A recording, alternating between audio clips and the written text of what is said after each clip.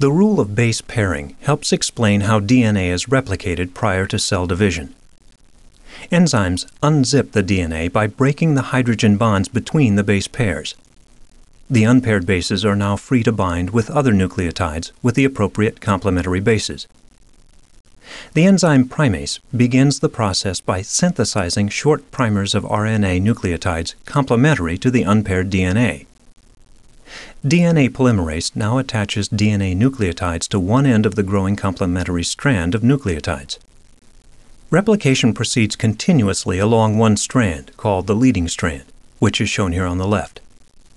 The process occurs in separate short segments called Okazaki fragments next to the other, or lagging strand on the right.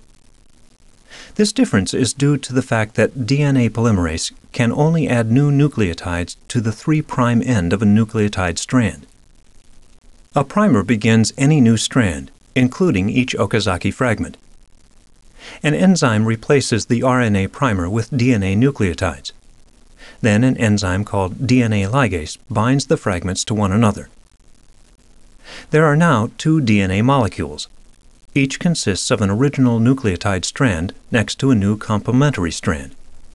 The 2 molecules are identical to each other.